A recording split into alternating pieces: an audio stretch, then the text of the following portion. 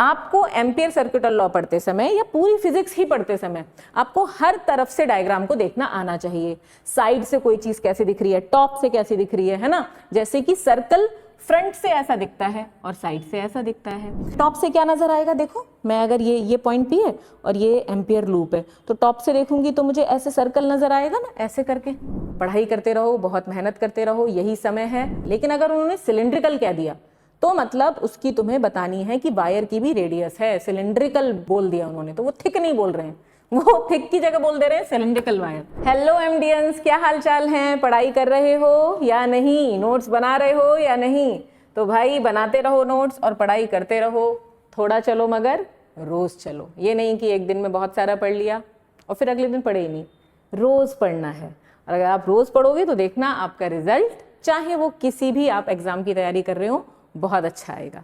ठीक है, तो देखो आज हम पढ़ने वाले हैं बच्चों, क्या हम पढ़ चुके हैं ये बता दो। लेक्चर 1, 2, 3, 4 जो बच्चे आज मुझसे पहली बार जुड़ रहे हैं तो वो लेक्चर 1, लेक्चर 2, लेक्चर 3 और लेक्चर 4 जो कि है chapter 4 class 12 moving charges and magnetism के, वो देख कर आए। और आज जो हम पढ़ने वाले हैं, आज का हमारा टॉपिक है एम्पियर सर्किटल लॉ। हम पढ़ क्या चुके हैं? हम पढ़ चुके हैं बायो सैवर्ट लॉ और उसके एप्लीकेशंस। सब कुछ मैंने पढ़ाया है बहुत डिटेल में, तो आप जाकर देखिए और समझिए। अच्छा, यहां पर देखो आज हम जो पढ़ने वाले हैं उसकी शॉर्ट फॉर्म भी लिख लेते हैं भैया। बायो सैवर्ट लॉ की शॉर्ट फॉर्म है तो इसकी भी लिख लेते हैं। क्या है? ACL, ampere circuital law. भयानक सा नाम लगता है बट ट्रस्ट मी सब आ जाएगा। तो यहां पर क्या है, ध्यान से सुनो। ये याद है, जरा मैं एक नाम लिख रही हूं बोर्ड पे, गॉस। हाँ मैम याद तो है। कौन सा चैप्टर? 1। कौन सा लॉ? Gauss law. और गॉस लॉ कहते थे कि अगर तुम्हें मेरा लॉ अप्लाई करना है तो तुम्हें मेरी दुनिया में आना पड़ेगा, मेरी बातें माननी पड़ेंगी तुम्हें। यानी कि तुम्हें मानना पड़ेगा एक गॉसियन सरफेस, उसके बाद तुम लगाओ ये वाला लॉ। कौन सा? Closed surface integral of electric field, है ना। Close surface integral E.dA is equal to क्या होता था?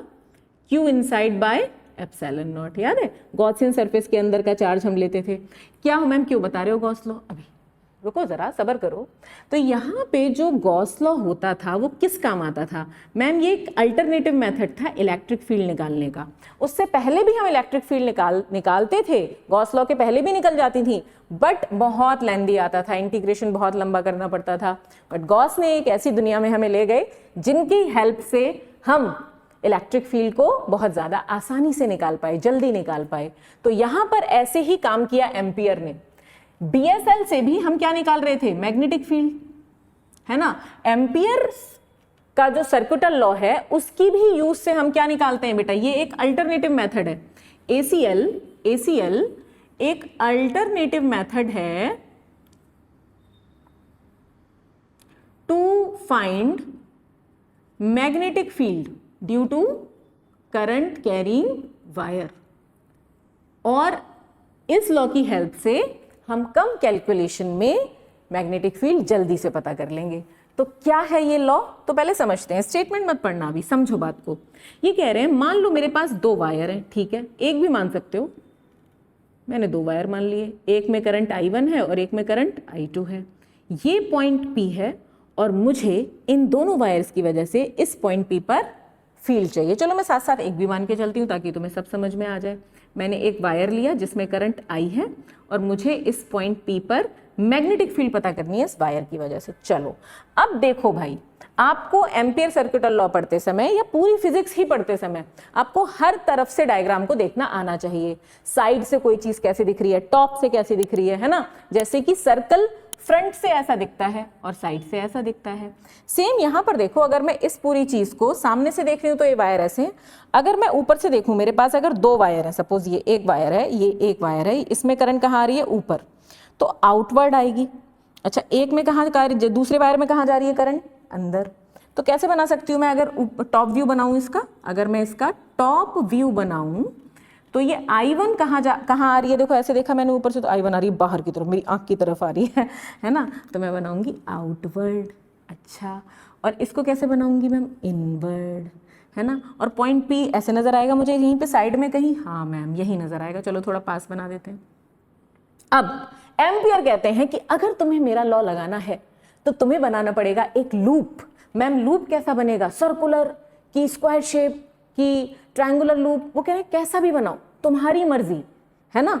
तो सेम जैसे गॉस लॉ एप्लीकेबल था किसी भी गॉसियन सरफेस के लिए, कैसी भी शेप का ले लो, बट यूजफुल कब था, वैलिड था भाई सबके लिए, बट यूजफुल तब था जब तुम गॉसियन सरफेस सिमेट्री में मानते थे। सेम यहां पर है भाई, वो कह रहे हैं लूप जरूरी नहीं है, जरूरी नहीं है कि तुम सर्कुलर ही मानो, तुम्हारे ऊपर है भाई। तो हम तो भैया सर्कुलर ही मानेंगे, हमें तो यूजफुल रखनी है ना चीज, सिर्फ वैलिड थोड़ी करनी है। तो इस पॉइंट पी से जाता हुआ एम्पियर कहते हैं एक लूप बना लो, तो हम लूप भैया सर्कुलर बना लेंगे ऐसे, और अगर मैं उसे साइड से दिखाऊं तो ऐसे बनेगा लूप, देखो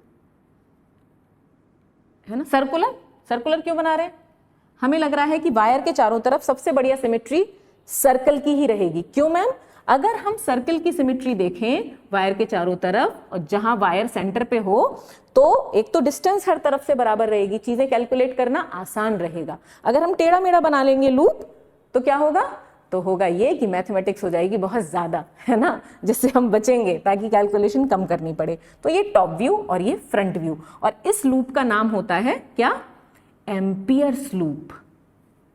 जो भी आप मान रहे हैं, उस पॉइंट पी से जाता हुआ जहां पे आपको क्या पता करनी है, मैग्नेटिक फील्ड, उस पॉइंट पी से जाता हुआ जहां पे आपको क्या पता करनी है, मैग्नेटिक फील्ड। इसका भी हम, मैं फ्रंट व्यू बनाऊं, इसका भी देखो, वो टॉप व्यू, तो करंट कहाँ आ रही है, ऊपर, यानी कि आउटवर्ड, ये वायर हो गया और ये पॉइंट पी हो गया और ये हो गया एम्पियर का लूप। और कितनी दूरी पर निकालना चाहते हैं हम, चलो वो बाद में देखेंगे।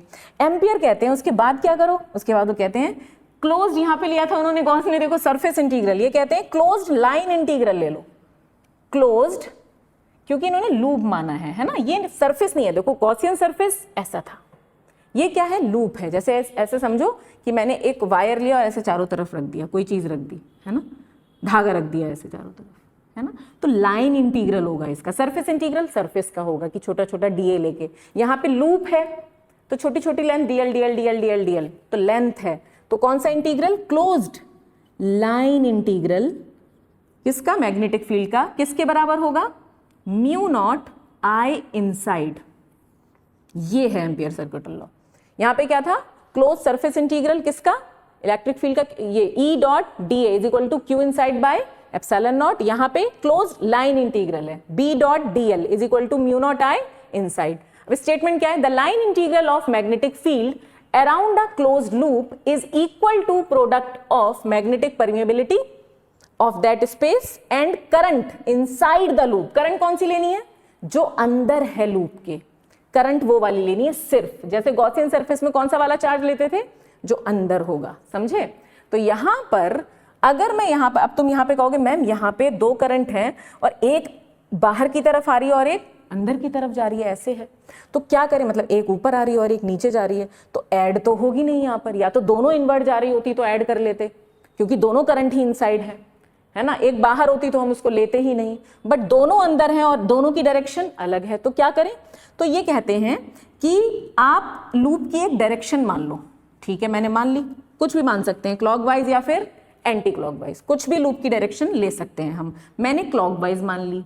अब उस डायरेक्शन में फिंगर्स कर्ल करो, जिधर थंब जा रहा है वो वाली करंट पॉजिटिव मानो। सपोज ये मैंने क्या ली थी, I2 और ये I1, तो जो, जैसे मैंने क्या कहा, करंट, ये लूप जिस डायरेक्शन में माना उसकी डायरेक्शन में फिंगर्स कर्ल की, थंब जा रहा है अंदर और ये वाली करंट भी मुझे अंदर ही दिख रही है, तो I2 पॉजिटिव लेंगे और I1 नेगेटिव लेंगे। तो यहां पर क्या लिखना चाहिए मुझे, integration B dot D L is equal to mu naught I2 minus I1। दोनों ही अगर इन्वर्ट होती तो मैं प्लस करती, दोनों ही अगर बाहर होती तो भी मैं प्लस करती, बट क्योंकि एक अंदर और एक बाहर है तो मुझे एक प्लस और एक माइनस लेनी ही थी।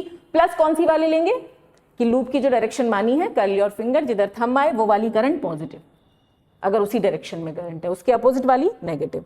अच्छा देखो यहाँ पे कोई दिक्कत नहीं है, यहाँ पे अगर मैं लगाना चाहूँ एम्पियर सर्किटल लॉ, ये करंट कितनी है, I, तो मैं कहूंगी closed line integral of B dot D L is equal to mu naught, और इसमें तो एक ही करंट है ना, तो इनटू में I, इनसाइड वाली करंट लेनी है। क्या समझ में आई बात। तो आपको टॉप व्यू और फ्रंट व्यू दोनों ही बनाने आने चाहिए। आगे बात करें, चलो नोट कर लो इसे। इन्हीं के जैसा है सब कुछ, थोड़ा थोड़ा मामला है ना। चलो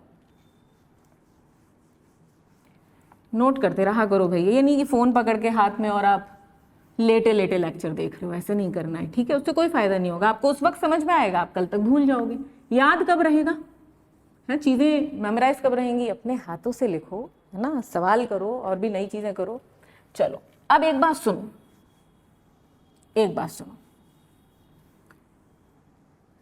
ये लॉ है is equal to mu naught I inside. Mu naught सबको पता है क्या होता है ना, म्यू म्यू म्याऊ वाला म्यू, यू की एक टंग लंबी कर दी म्यू, ठीक है। तो म्यू नॉट है ना, म्यू नॉट होती है परमेबिलिटी, फिलहाल याद होगा ये तो सब तुम्हें, हम एसीएल कर रहे हैं चलो अब करंट लेनी होती है बेटा इनसाइड वाली, है ना। Suppose suppose suppose suppose suppose suppose ये वायर है I1, एक और वायर है I2 और यहाँ पे पॉइंट P है और मैंने यहाँ लूप बनाया है, एक बाहर करंट है I3। अब मैं इसमें, और इसके पास है तीसरा वायर, ठीक है, इसी के पास है तीसरा वायर, ठीक। करंट इसमें इनसाइड वाली ली जाएंगी, लेकिन अगर आपसे मैग्नेटिक फील्ड के बारे में पूछा जाए तो मैग्नेटिक फील्ड में सिर्फ इनसाइड करंट का रोल नहीं होगा। मैग्नेटिक फील्ड P पॉइंट पर ये तीनों करंट जितनी बना रही होंगी वो नेट फील्ड लेनी होगी, चाहे करंट अंदर हो चाहे करंट बाहर हो। ध्यान से सुनो, मैंने बोला यहां पर करंट तो अंदर वाली ही लेनी है, लूप के अंदर वाली ही करंट लेनी है, लेकिन जो B.dl में B है वो जो मैग्नेटिक फील्ड है वो नेट लेनी है। जो बाहर भी करंट है वो भी इस पॉइंट P पर फील्ड बना रही होगी, तो इस फॉर्मूले में B मुझे नेट लेना है, चाहे करंट अंदर वाली हो चाहे बाहर वाली। सेम गॉस लॉ में होता था, सेम गॉस में होता था भाई, जो होता था ना ये E.dA is equal to Q inside by epsilon naught, तो उसमें हम कहते थे चार्ज तो अंदर वाला ले लो, लेकिन इलेक्ट्रिक फील्ड चाहे चार्ज अंदर है चाहे बाहर है, इलेक्ट्रिक फील्ड नेट लेनी है। बाहर वाला चार्ज भी जितनी फील्ड बना रहा होगा और अंदर वाले चार्ज भी जितनी फील्ड बना रहे होंगे, तो नेट फील्ड लेनी है इलेक्ट्रिक, ये बात ध्यान रखना। तो ये बात है भाई। अब अगली बात कि हम ये लिखेंगे कि ACL वैलिड किसी भी लूप के लिए, वैलिड ऑलवेज, कि तुम कोई भी कैसे भी शेप का लूप ले लो, है ना, लेकिन ऑलवेज वैलिड। बट यूजफुल कब है? यूजफुल है जब तुम लूप एक तो किसमें लो, सिमेट्री में, है ना। और भी कुछ कंडीशंस देखो। दूसरी बात, जब तुम लूप की डायरेक्शन लोगे, जब तुम लूप की डायरेक्शन लोगे, सपोज ये लूप है ना, ये लूप है, मैंने ऐसा फ्रंट व्यू बनाया, तुमने लूप की डायरेक्शन मानी। अब लूप पे मैं छोटा सा एलिमेंट मानूंगी DL, और DL की डायरेक्शन क्या होगी, अलोंग दी टेंजेंट। तो DL की डायरेक्शन, या मैं कहूं लूप की डायरेक्शन वही हो जो B की हो, तो वो यूजफुल है ना। या मैं कह सकती हूं कि अगर स्टेटमेंट लिखें कि एक तो B जो होना चाहिए, B और DL किस में हो, सेम डायरेक्शन में, दोनों के बीच में या तो कितना एंगल बन रहा हो, 0, या फिर B और DL के बीच में कितना एंगल बन रहा हो, 90। B नॉन जीरो होना चाहिए और कांस्टेंट होना चाहिए, तब यूजफुल है। वैसे मैम B और DL के बीच में कितना भी एंगल हो, वैलिड हमेशा है, लेकिन यूजफुल कब है, अगर B और DL टेंजेंशियल हो, है ना। B और DL कैसे हो, थीटा 0 का मतलब दोनों एक दूसरे के अलोंग हो, टेंजेंशियल हो, है ना। या फिर दोनों के बीच में कितना डिग्री का एंगल हो, 90। मैम इससे क्या फर्क पड़ेगा, ध्यान से सुनो। अगर B.dl है और मुझे यहाँ पे लेना पड़ेगा B.dl cos 0, है ना, इज इक्वल टू में म्यू नॉट आई इनसाइड चल रहा है, तो cos 0 1 हो जाएगा, या फिर cos 90 लेंगे तो ये टर्म 0 हो जाएगी, कुछ और निकालना हो या कुछ भी हो, है ना। तो यूजफुल कब होगा, जब ये टर्म थोड़ी सी सही रहे, है ना, इजी रहे, सिंपल रहे, है ना। तो ये हमने कहा कि यूजफुल तब है जब ये बातें हों। समझे कि नहीं, नोट कर लेना इन बातों को। मैं मार्कर में इंक डाल लूं भाई। अब हम करते हैं ACL के एप्लीकेशन। मैं फिर से कहा मैंने, ACL वैलिड हमेशा है, यूजफुल कब है, इन केसेस में। अब मैं करती हूँ इसके एप्लीकेशंस।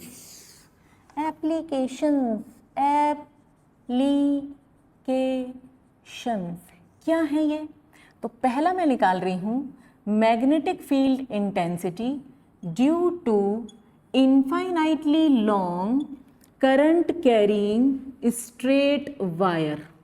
अच्छा, अब जिन बच्चों ने लेक्चर 2 देखा होगा वहां पे मैंने सेम डेरिवेशन किया है बट विदाउट ACL, BSL के यूज से, बायो-सैवर्ट लॉ के यूज से, और कितना वहां पे हमें इंटीग्रेशन करना पड़ा था।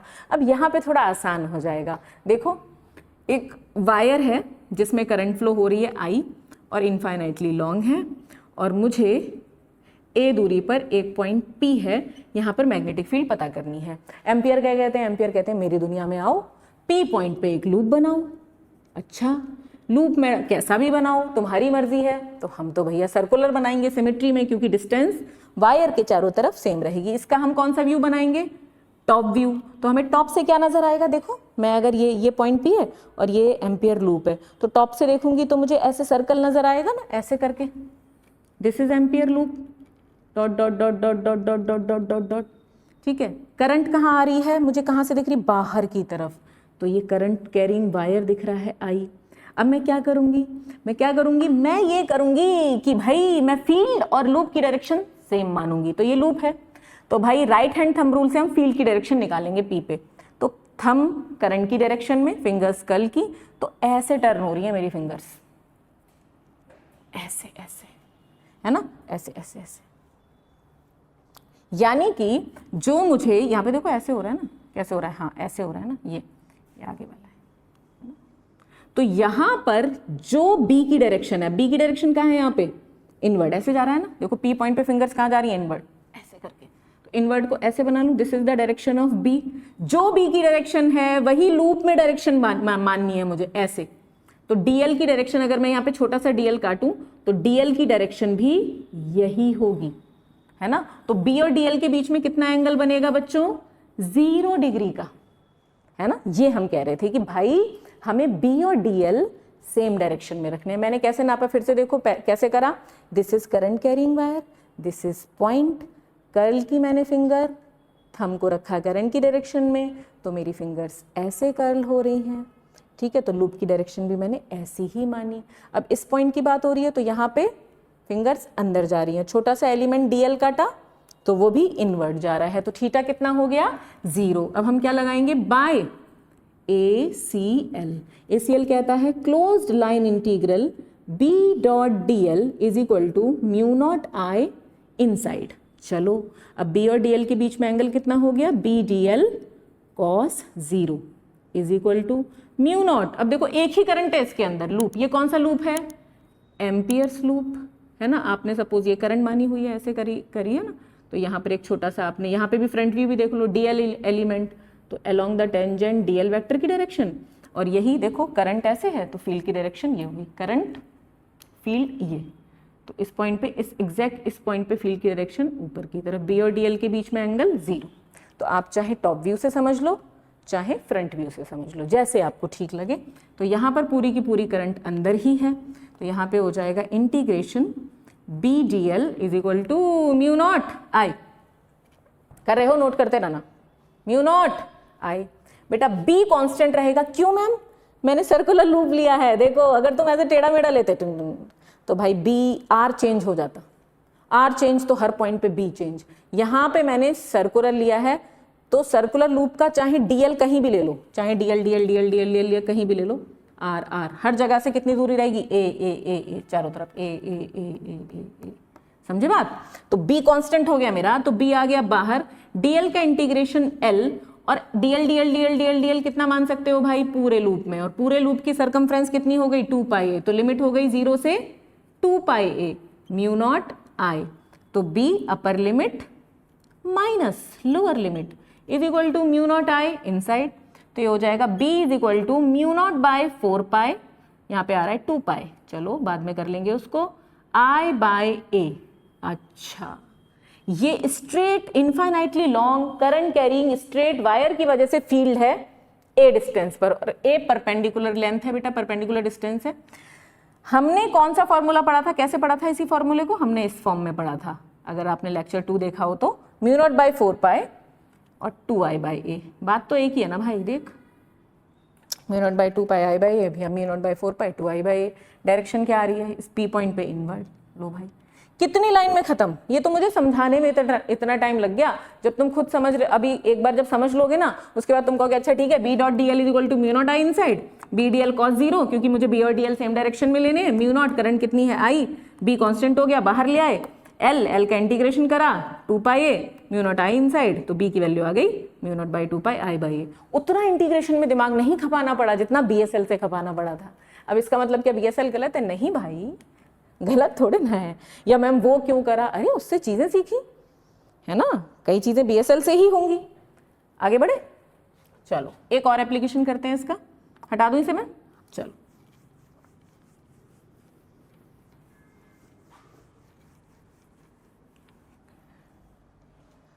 हेडिंग डालेंगे मैग्नेटिक फील्ड इंटेंसिटी, अब निकालेंगे हम। सेकंड एप्लीकेशन है ये ACL का, due to infinitely long current carrying hollow cylindrical wire. Cylindrical, देखो जब हम सिलिंड्रिकल की बात कर रहे हैं ना, तो देखो दो तरह से कहा जाता है। एक तो कहा जाता है थिन वायर। थिन वायर मतलब उसका तुम्हें थिकनेस काउंट नहीं करनी है, लेकिन अगर उन्होंने सिलिंड्रिकल कह दिया तो मतलब उसकी तुम्हें बतानी है कि वायर की भी रेडियस है। सिलिंड्रिकल बोल दिया उन्होंने तो वो थिक नहीं बोल रहे हैं, वो थिक की जगह बोल दे रहे हैं सिलिंड्रिकल वायर। अच्छा, अब अगर सिलिंड्रिकल वायर है, ये दिया है, देखो वैसे तो ऐसे ही समझ लो, ऐसे ही होगा, लेकिन हम यहाँ जूम करके बनाएंगे तो थोड़ा सा बड़ा करके दिखाएंगे। इतना मोटा वायर है हमारा सिलिंड्रिकल, और ये उसकी एक्सिस है, और उसकी रेडियस, वायर की जो रेडियस दी हुई है वो दी हुई है आर। ठीक है, आर दी हुई है मान लिया हमने। अच्छा, अब ये कह रहे हैं एक तो इसके इनसाइड पॉइंट पे फील्ड बताओ और एक इसके आउटसाइड पॉइंट पे फील्ड बताओ, है ना। मैग्नेटिक फील्ड कहाँ कहाँ पूछ रहे हैं? पहला इनसाइड पॉइंट पे, और इनसाइड पॉइंट में क्या मान रही हूँ, कितने दूरी पर, कोई भी जनरल ए डिस्टेंस ले ली मैंने। ठीक है, तो इनसाइड पॉइंट ए ले रही हूँ जो कि लेस देन है रेडियस से। और दूसरा पूछा है मुझसे कि आउटसाइड पॉइंट पे बताओ भैया। आउटसाइड पॉइंट कहाँ हो गया? यहाँ, तो यहाँ से ए दूरी है ना सेकंड केस में, तो यहाँ पर ए क्या हो जाएगा? Greater than R. तो ये डेरिवेशन है हॉलो का। सिलिंड्रिकल वाले मैं अगले लेक्चर में लूँगी, ठीक है, उसमें हम वेरिएबल बात भी करेंगे, वेरिएबल की भी। तो यहाँ पर मैं हॉलो तक की बात कर रही हूँ। चलो इसके हम केस करते हैं, है ना। पहला केस कर लेते हैं इनसाइड पॉइंट पर। पहला इनसाइड पॉइंट, इनसाइड पॉइंट मतलब मैडम ए जो है वो लेस देन आर है। आर क्या है? Radius of the wire. चलो भाई बनाते हैं, वायर फिर से बनाते हैं, उसमें करंट की डायरेक्शन नहीं बनाई, अब बना देंगे भाई। क्या है? ये लो, ये एक्सिस हो गई, ये हो गया आर, और ये हो गया इनसाइड पॉइंट पी। ठीक, और करंट जा रही है इसमें ऐसे। अब देखो अंदर से खाली है तो सारी करंट सरफेस पे है, सारी करंट सरफेस पे है। और कितनी करंट है? आई। सरफेस पे करंट है आई भाई। ठीक है, वायर में टोटल जो करंट जा रही है आ रही है ऊपर की तरफ वो आई है, अंदर से वायर खोखला है। चलो, तो एम्पियर क्या कहते हैं कि पी पॉइंट पे बना लो एम्पियर्स लूप। अच्छा, बना लिया, बना लिया भाई। तो हम लगाएंगे बाय या according to ACL। According to ACL क्या कहते हैं? एम्पियर कहते हैं line integral, closed line integral B dot DL is equal to mu naught I inside. अब ये तुमने जो एम्पियर लूप बनाया जो कितनी डिस्टेंस पर है A, अब ये P पॉइंट तुम कहीं भी ले लेते इनसाइड में, है ना, लेकिन उस एम्पियर लूप के अंदर अगर वो इनसाइड पॉइंट पे है यहाँ पर, तो भाई अंदर जो है वो लूप के अंदर करंट जीरो है, आई इनसाइड जीरो है। तो magnetic field inside the hollow cylindrical wire कितनी रहेगी? जीरो। कितनी रहेगी? जीरो भाई। ठीक है, अब करेंगे हम बहुत आसान। हाँ हाँ, ये तो आसान ही था। अब आउटसाइड पॉइंट, हम वही तो कह रहे हैं, एम्पियर ने चीजें ही तो आसान कर दी। एम्पियर ने कहा कि भाई तुम सिमेट्री में चीजें कर रहे हो और मेरा लॉ लगा रहे हो, तो चीजें क्या हो जाएंगी? आसान, है ना। वरना BSL से यही सवाल करोगे तो हो जाएगा, लंबा रहेगा भाई, लेंदी रहेगा। चलो आउटसाइड पॉइंट करते हैं, आउटसाइड पॉइंट करते हैं। सेकंड पॉइंट का हेडिंग पड़ा हुआ ही है। चलो, तो हमने फिर से ले लिया वायर, फिर से ले लिया वायर। अच्छा, वही वायर है, इसमें टोटल करंट जा रही है आई सरफेस पे। ठीक है, और इन्फिनिटली लॉन्ग है, ध्यान रखना, ये भी कैसा है? Infinitely long. ये लो। ठीक है, this is the outside point. ठीक, और इस पॉइंट से जाता हुआ हमने बना लिया लूप, है ना। अब इसका हम टॉप व्यू भी देखेंगे साथ में, क्योंकि यहाँ पर मामला आएगा, ठीक। तो अगर मैंने बाहर से देखा, यहाँ पे टॉप व्यू देख लो, देखो ऊपर से देखोगे अगर, तो पूरी अंदर एक ही करंट नजर आ रही है, पूरी की पूरी करंट, टोटल करंट हमने कितनी ली है, आई। अच्छा, टॉप व्यू में ये लूप ऐसे नजर आएगा ना, ऐसा, और ये वायर हो जाएगा हमारा, और इसमें करंट कितनी है, आई, बाहर की तरफ आ रही है।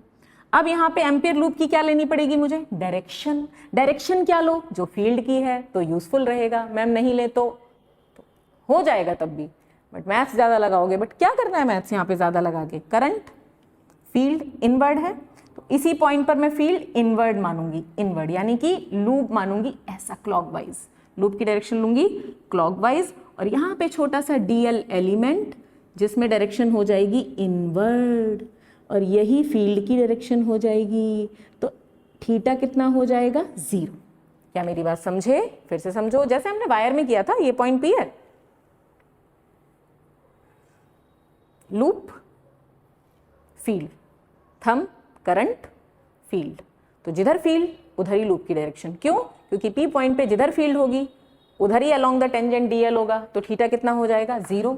और हमारा लॉ हम लगाते हैं, close line integral B dot DL is equal to mu naught I inside. तो यहाँ पे हो जाएगा क्लोज लाइन इंटीग्रल, फंबल कर रहे हैं भाई आज word, B DL cos 0 is equal to mu naught. अब देखो लूप के अंदर पूरी करंट है आई, पूरा वायर ही लूप के अंदर है, पूरा वायर ही लूप के अंदर है, तो भैया टोटल करंट लग जाएगी आई। तो बी बाहर आ गया क्योंकि हमने सिमेट्री में लूप माना है। इंटीग्रेशन डीएल, डीएल का इंटीग्रेशन, चलो इधर लगा देते हैं हम डीएल, और close line integration mu naught I. अच्छा, अब देखो भाई, देखो भाई, देखो भाई, गलती मत करना, लूप की ये जो वायर है, वायर की रेडियस आर है, और जहां पे तुम्हें फील्ड चाहिए वहां पे तुमने लूप बनाया है, और वो मैं थोड़ा साफ कर दूं, और वो कितनी दूरी पर है, पॉइंट ए पर।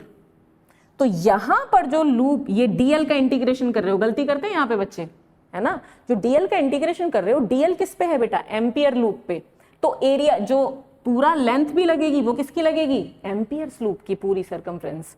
तो लिमिट होगी 0 से 2 पाई आर या 2 पाई ए, 2 पाई ए, बस ये देख के लगाना है। तो यहाँ पे b into 2 pi A is equal to mu naught I, तो b की वैल्यू हो गई upper limit minus lower limit, समझ गए होगे, है ना, अपर 2 पाई ए माइनस 0, तो mu naught by 2 pi I by A. अरे ये तो वैसे ही आया, ये तो फील्ड मैम सेम आई, देखो म्यू नॉट बाई 4 पाई 2 से मल्टीप्लाई कर दो और 2 से ही डिवाइड कर दो, 2 आई बाई ए। कि अभी जो मैंने स्ट्रेट थिन वायर की वजह से निकाली थी, पिछले वाले में देखो लिखा था स्ट्रेट वायर, वहां पे थिन मेंशन नहीं था, तो अगर वो स्ट्रेट वायर कह रहे हैं, सिंपल सिलेंड्रिकल वहां पे नहीं लिखा है, तो थिन ही है, उसका मतलब थिन ही है स्ट्रेट वायर। अगर वो बात करेंगे सिलेंड्रिकल की या थिक वायर की, तो वहां मेंशन करेंगे कि हॉलो सिलेंड्रिकल वायर है या फिर सॉलिड सिलेंड्रिकल वायर है ना। तो ये फील्ड आई आउटसाइड पॉइंट पे, क्या समझ में आया, और ये सेम आई जैसे स्ट्रेट वायर की वजह से आती है, same due to current carrying straight नहीं सॉरी थिन वायर की, स्ट्रेट और थिन वायर की वजह से आती है, स्ट्रेट और थिन वायर की वजह से आती है, तो सेम आई, है ना। अब यहाँ पे देखो डायरेक्शन क्या हुई बेटा, इनवर्ड हुई। अच्छा, अब इसका हम बनाएंगे ग्राफ, समझ में आई ये बात आपको, छाप लो, मैं साइड हो जाती हूँ, नोट लो, नोट कर लो। चलो इसका ग्राफ और देख लेते हैं। मैम ग्राफ कौन सा, ग्राफ देखेंगे, ये रहा मेरा हॉलो सिलिंड्रिकल वायर, बहुत ही वाहियात बना है, नहीं इतना भी नहीं है, चलो ये ले ली मैंने, ये एक्सिस इसकी, ठीक, ये इधर ले लिया मैंने, जो डिस्टेंस है x ली हो या a ली हो, यहाँ मैंने a ली है, और ये है मैग्नेटिक फील्ड, ठीक। तो देखो इनसाइड पॉइंट क्या यहाँ से यहाँ तक है, हाँ ये सरफेस हो गया, ठीक है, ये इनसाइड पॉइंट है, तो इनसाइड पॉइंट पे तो फील्ड 0 थी, ठीक है। यहाँ से फील्ड देखो, सरफेस पे फील्ड कितनी हो जाएगी भाई, जितनी इसकी रेडियस है, यहाँ पे r लगा दो, ठीक है। तो यहाँ से फील्ड मिलना शुरू हुई, है ना, और उसके बाद देखो b inversely proportional to a है, फील्ड क्या होती जाएगी उसके बाद, decrease, b inversely proportional to a है, अगर तुम बिना उसके भी बनाओगे तो यहाँ पे मिली, और उसके बाद फील्ड डिक्रीज होती जाएगी, कहाँ तक जाएगी, इन्फिनिटी तक, तो ये B वर्सेस X है, अंदर फील्ड नहीं मिली, अंदर फील्ड नहीं मिली। ये कौन सा पॉइंट है, ये कौन सा पॉइंट है कि डिस्टेंस जो है वो लेस देन आर है, और ये कौन सा रीजन है, आउटसाइड रीजन, इसमें A ग्रेटर देन आर है। Inside region, outside region, inside region पे फील्ड 0, आउटसाइड रीजन में field inversely proportional to distance. मैं फिर से कह दूं, A यहाँ पर डिस्टेंस है, मैंने A क्यों लिया, R क्यों नहीं लिया, क्योंकि मैं शुरू से ही A लेती आ रही हूँ, तो मैंने यहाँ पर भी A ही लिया है। A डिस्टेंस है और R जो है वो रेडियस है वायर की, है ना। कई बुक्स में R रेडियस दे रखी होती है बेटा और स्मॉल r डिस्टेंस दे रखी होती है, तो आप उस तरह से देख लेना, रटना थोड़ी ना चीज़ों को, समझना है, ठीक है। तो अगले लेक्चर में हम देखेंगे, मैं एम्पियर सर्कुलर लॉ का ही एप्लीकेशन लूंगी, बट वहाँ पे हम लेंगे current carrying solid cylindrical wire की वजह से बात करेंगे, ठीक है। तो बहुत बहुत पढ़ाई करते रहो, बहुत मेहनत करते रहो, यही समय है ना, अपना 100% दो और हर दिन का सदुपयोग करो, ठीक है। All the very best.